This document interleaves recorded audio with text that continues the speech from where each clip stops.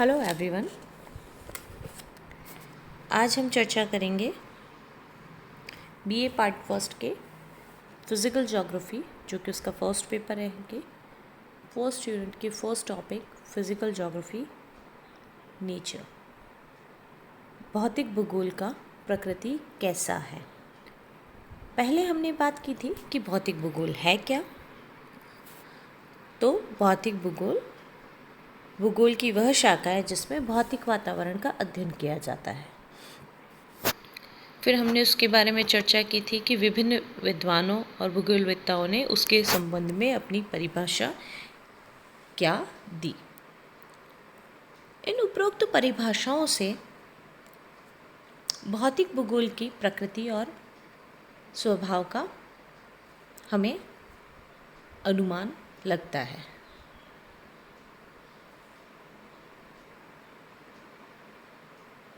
भौतिक भूगोल की अगर हम प्रकृति के बारे में बात करें तो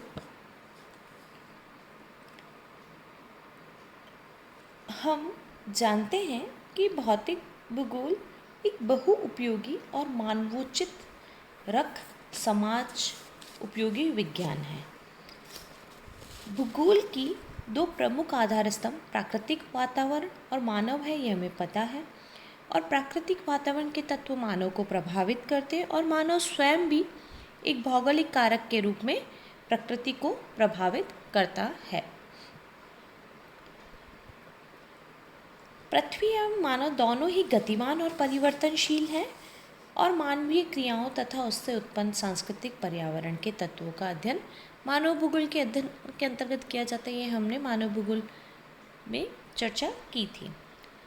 तो लॉबेक जो विद्वान हैं उनके अनुसार जीव और उसके भौतिक पर्यावरण के संबंधों का अध्ययन भूगोल की विषय वस्तु है तथा भौतिक वातावरण का अध्ययन भौतिक भूगोल है। स्पष्ट होता है कि the subject matter of the geography may be defined as the study of relationship existing between human life and physical environment, and the study of physical environment alone constitutes physiogeography। तो भूगोल का वह भाग जो कि भौतिक वातावरण का अध्ययन करता है भौतिक भूगोल कहलाएगा। इसी के आगे अगर हम उसकी प्रकृति को और स्पष्ट करना चाहें तो ऑथर होम्स ने 1975 में कहा कि भौतिक भूगोल का स्वयं में अध्ययन ही भूगोल है, अर्थात भौतिक पर्यावरण का स्वयं में अध्ययन ही भौतिक भूगोल है, जिसके अंतर्गत महाद्वीपों तथा सागरीय सतहों के धरातलीय उच्चावचन का, जिसे हम भू-आकृति विज्ञान कहते हैं, सागरों तथा महासागरों का, जिसे हम समुद्र विज्ञान कहते हैं, तथा वायु का, जिसे मौसम और जलवायु विज्ञान कहते हैं, का अध्ययन सम्मिलित होता है और जो सभी अपने स्वयं के फलस्वरूप विज्ञान मंडल के महत्वपूर्ण सदस्य के रूप में विकसित हुए हैं। तो होम्स ने क्लियरली लिखा कि the study of physical environment by itself is a physical geography which includes consideration of the surface relief of the continent and ocean floors, geomorphology of the sea and oceans, oceanography, and the air, meteorology and climatology, all of which have developed into members of the commonwealth of science on their own account। स्पष्टतः उसने भौतिक भूगोल के 3 घटक किए, geomorphology, oceanography and climatology, जिससे हम कहेंगे भू-आकृति विज्ञान, समुद्र विज्ञान और जलवायु विज्ञान। तो स्पष्ट होता है कि भौतिक भूगोल की विभिन्न भूविज्ञानों और प्राकृतिक विज्ञानों से संबंध है। अब अगर हम और इसके बारे में, इसकी प्रकृति के बारे में जानना चाहें तो स्टालर ने स्पष्ट किया था कि भौतिक भूगोल सामान्य रूप में अनेक भूविज्ञानों के एकीकरण का अध्ययन है जो मानव भूगोल की प्रकृति के बारे में पूरी जानकारी देते हैं।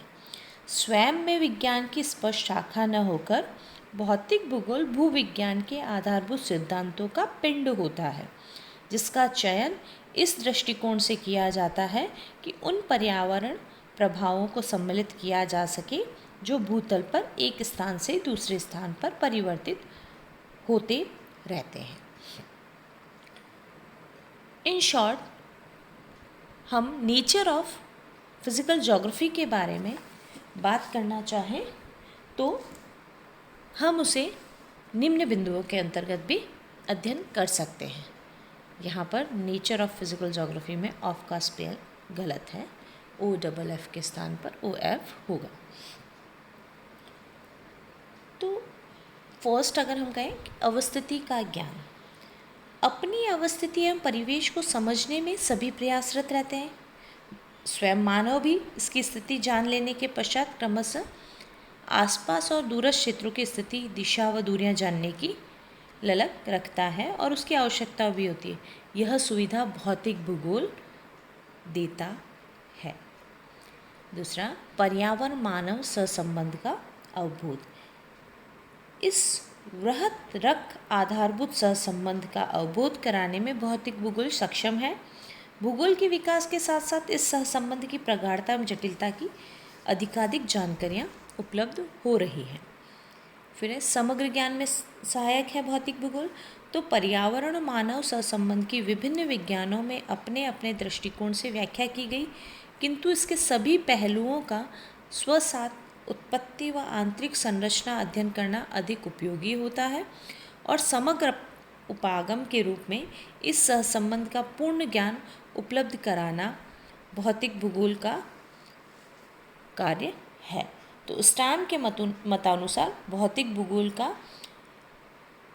समग्र ज्ञान में का अवबोध कराने में विशिष्ट योगदान है।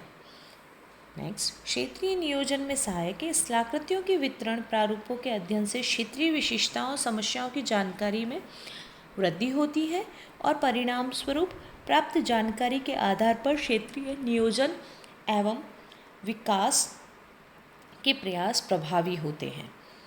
तो भौतिक भूगोल इसमें महत्वपूर्ण होता है। और लास्ट एंड डिसेंट, लोकोपकारी उपागम। भूगोल की एक ऐसा विज्ञान है जो पर्यावरण मानव संबंध को समग्र रूप में अध्ययन करता है। इस अंतर संबंध के जटिल तथ्यों का अध्ययन भूगोल लोकोपकारी परिप्रेक्ष्य में करता है, अर्थात वर्तमान में मानव के हित को ध्यान में रखते हुए भौतिक भूगोल में अंतर संबंधों की जटिल तथ्यों का अध्ययन किया जा रहा है। तो इस प्रकार भौतिक भूगोल भौतिक वातावरण के अध्ययन में अपने मानव पर्यावरण सहसंबंध के अवबोध के साथ साथ समग्र ज्ञान को प्रदान करता हुआ क्षेत्रीय नियोजन में सहायक और लोकोपकारी उपागम के रूप में अपने आप को स्वरूपित करता है। इसके आगे नेचर ऑफ फिज़िकल ज्योग्राफी हम पढ़ चुके हैं। स्कोप ऑफ फिज़िकल ज्योग्राफी हम नेक्स्ट लेक्चर में चर्चा करेंगे।